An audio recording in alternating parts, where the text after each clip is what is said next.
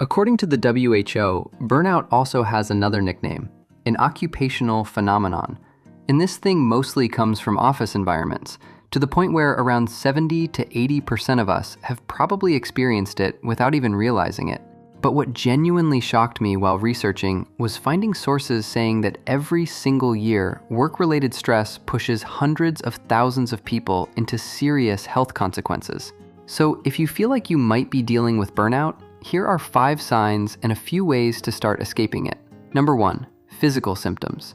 A day in the life of someone burned out isn't always some dramatic, working 20 hours a day until collapse type situation. Sometimes it's literally someone who works normal office hours, comes home mentally exhausted, and suddenly their brain starts craving instant dopamine.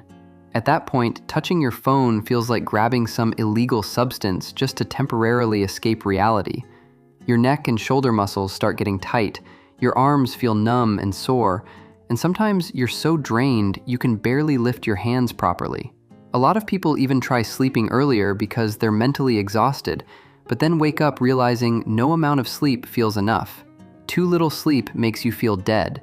Too much sleep gives you headaches, because your brain is basically stuck between constant alarm mode and completely out of battery at the same time. You've had your stress and survival mode turned on for so long that the switch is basically jammed now. So in the mornings, caffeine becomes the thing keeping you alive for another stressful workday.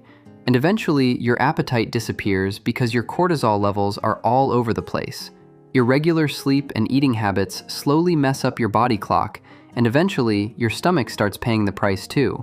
Number 2, cognitive symptoms.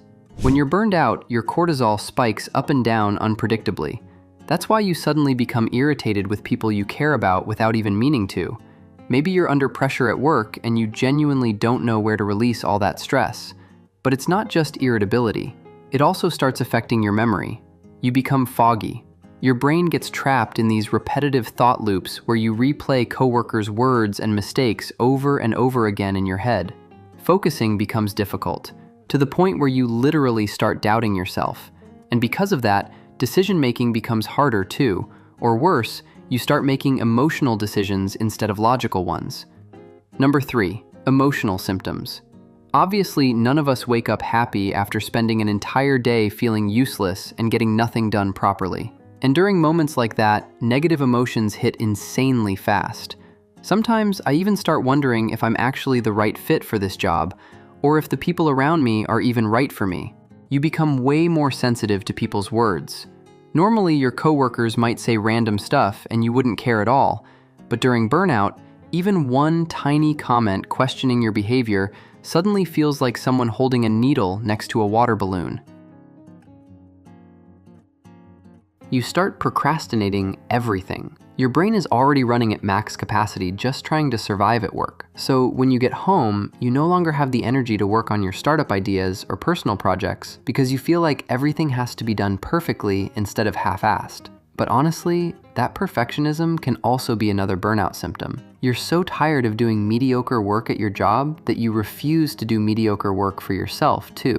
Number 5, relationship problems. You become less patient with people close to you and start thinking that spending time with loved ones is somehow wasting time you should be using for your future. You begin avoiding conversations because you think you need to lock in. But what you forgot is that real lock-in should come with good mental health. And right now, yours is doing terrible. So Pa, how do we actually escape burnout? Well, it depends on how severe it is, but let's assume you're somewhere in the middle. The best approach is splitting recovery into 3 layers, and you should follow them in order. Layer 1, stabilize your body first. Reduce screen time before bed or switch your phone into sleep mode at night. That alone already helps reduce blue light exposure and makes it easier for your brain to fall asleep. Right now, your priority is teaching your brain that you're finally resting. Go on walks more often without your phone or music. Just let your brain breathe for a bit. Layer 2, reduce your personal workload. Reorganize your tasks, choose only 3 priorities per day, and stop multitasking so much.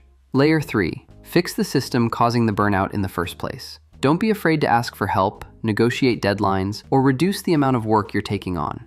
And yeah, that's everything I've learned about burnout so far. Most of this was gathered from Global Health Organization sources, so if anything seems inaccurate, feel free to comment below. And if you feel like you've been distracted or overwhelmed by too many things lately, click the video on the right. It won't disappoint you. Paw signing out. Stay sharp, stay weird.